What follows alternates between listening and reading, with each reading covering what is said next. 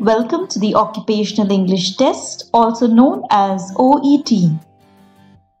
This training video is on the writing subtest for doctors. You will be given 40 minutes of writing time. Prior to that, you will be given 5 minutes of reading time. Your word limit ranges from 180 to 200 words. This letter has to be written on the basis of patient's case notes, which will be provided. The total marks is 500 and the grades range from A to E. The topics given are specific to the profession, meaning depending on your profession, your letter will also be of the same type. The criteria and scoring are as follows. The total marks amount to 38. Out of this, you've got 6 major categories and they are: number 1, purpose. You have been allotted 3 marks for purpose. This basically is about what you're writing and how accurately you understand the task given to you. The next one is clarity and conciseness, for which 7 marks are allotted. Here you have to present your ideas and all of the points mentioned in the case notes. Next comes organization and layout, for which you are again given 7 marks. This is how you write the structure of the letter and how you present it. The next is content, for which again you are allotted 7 marks. This basically tests your ability to write necessary information and relevant information. Genre and style is also allotted 7 marks. This basically sees the tone in which you're writing, whether you are using medical jargon while writing to a medical professional or whether you're writing simple language. Basically, your writing should be presented in a way that it reflects the task. Finally, language, which is again allotted 7 marks. This includes grammar, spelling, vocabulary, also capitalization and punctuation. Now, there are 3 types of letters basically. A referral letter. This is written when a patient is sent to another healthcare facility for a different kind of investigation or treatment. Then you have your transfer letter, which is written when a patient is sent to another healthcare facility or department to continue his or her treatment. And discharge letter is written when the patient is leaving your healthcare facility or clinic and will be going home. Before beginning the letter, you must ask yourself these questions. Who is the person I am writing to? What is the condition? Who is the patient? What type of letter is it? Will the reader gauge the situation? Are your requests obvious to find? Are there any other details? Are you following the structure? The best way to do this task is to follow certain strategies. To begin with, you must read the task carefully. This is to be done in order to familiarize yourself with the information. Once you do that, identify the type of letter, identify whom you're writing to, start with who you are in relation to the patient. Make sure you spend 30 seconds looking at the writing task.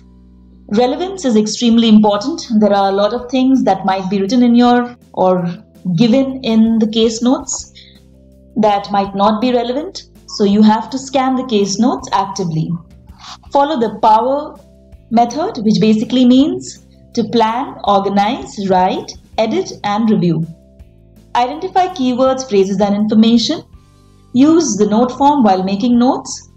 Complete your letter at least 5 minutes earlier and use the 5 minutes to review and edit your letter. When writing, ensure that you use a formal tone. Do not use casual language or phrases.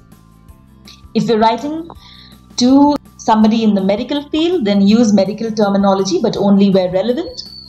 Avoid medical terminology for the layman. Think about your response very carefully.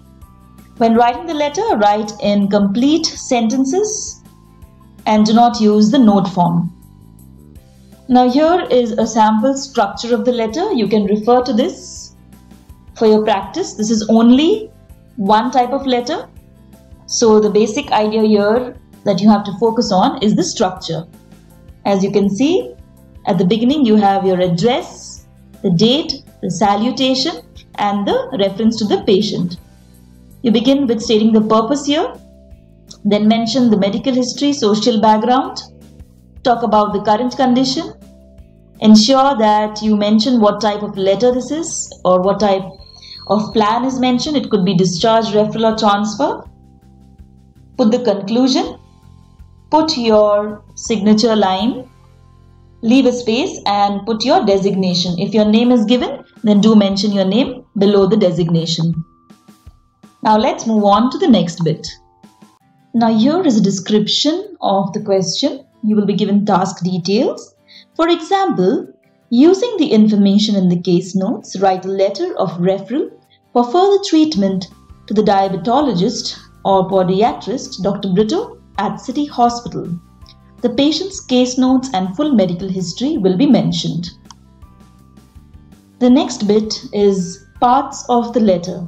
The first part consists of the address, salutation and reference. The middle part will consist of introduction, which will state the purpose of the letter, medical history, social background, etc. The end part will contain further relevant information and conclusion. Now let us look at the first part. Here you have to understand whom you are writing to and include their address. Include the date after that. If there is an appropriate date cited in the case notes, use it. If not, use the current date. Make sure that this is followed by dear recipient's name. In this case, it basically means the name of whoever you are sending this letter to. Next, include the patient's name and the date of birth or age. For example, it could be the first one, R.E. John Smith, date of birth, and put the date of birth as stated in the case notes. Or it could be R.E. Mary Jones, aged 79 years. So these are the two formats that could be used.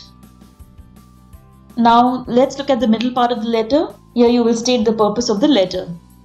This is present in the writing task. The purpose of the letter can be mentioned in two ways. Task is located at the end of the case note, often includes the type of letter or the letter's main topic. Here's an example. Using the information in the case notes, write a letter of referral for further treatment to the oncologist Dr. Ansari at Lake Hospital, 14 Lakeview Street, Cardwell City. Example 2. Using the information in the case notes, write a letter of referral for further treatment to the general surgeon Dr. Christo at Wood Park Hospital, 18 Park Street, Richmond City. The middle part of the letter consists of the case notes and all the information mentioned. Now, this is how it could be. This is an example where a letter of transfer is written requesting the ongoing monitoring for the patient, and the other is type of letter mentioned in the final note of the case notes just above the writing task.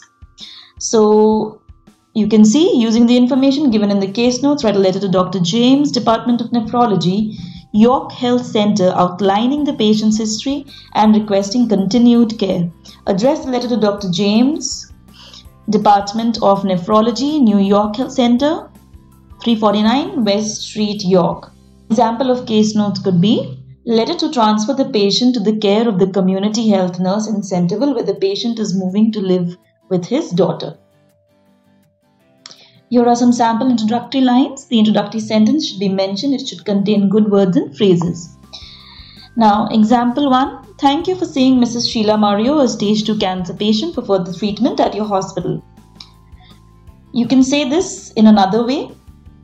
For example, Ms. Joan has been a patient at this hospital for the past 6 weeks and will be discharged tomorrow. She requires continued treatment.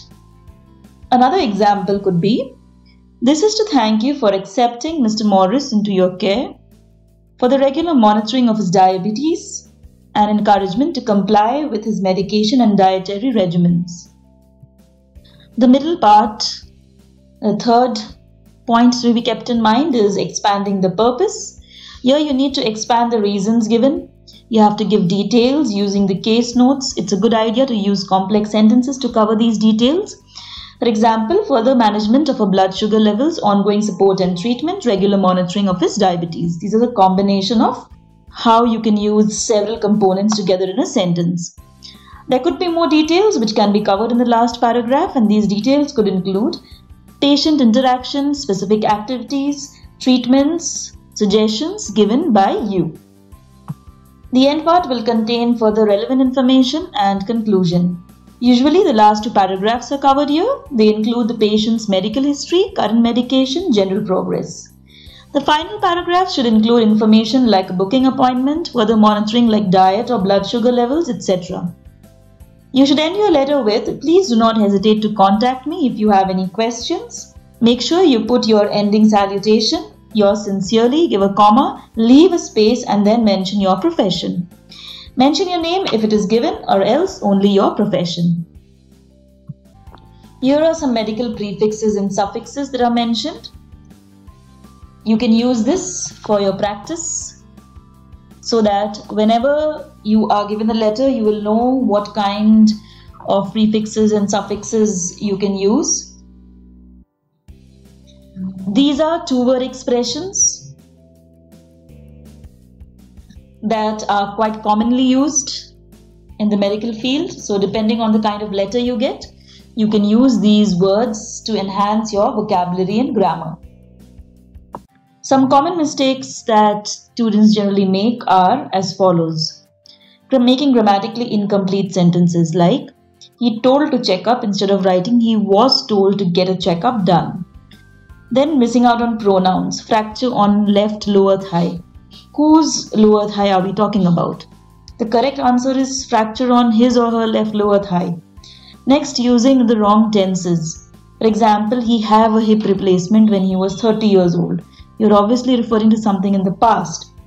Or using the present continuous tense. He needing regular blood pressure checks without using the verb. So the correct answers are, he had a hip replacement when he was 30 years old, or he needs or will need regular blood pressure checks depending on what the context is mentioned. This is your practice test 1. Your instruction is given here, as is the time limit. You need to read it very carefully. It begins with usually with patient details and social history. Then you are given the family history as well as the previous medical history, which is a very important component when it comes to letter writing. The final bit consists of remaining information and a discharge plan or a further referral plan or further treatment plan. The task is always given at the end, but you must read the task first in order to understand what is mentioned in the case notes and what is required from you. This is your practice 2. Use the strategies discussed before to do this task. This is the second bit. As you can see, names of medicines are mentioned here as well as the review and checkup done. That is further elaborated. You have more information regarding the patient's checkup.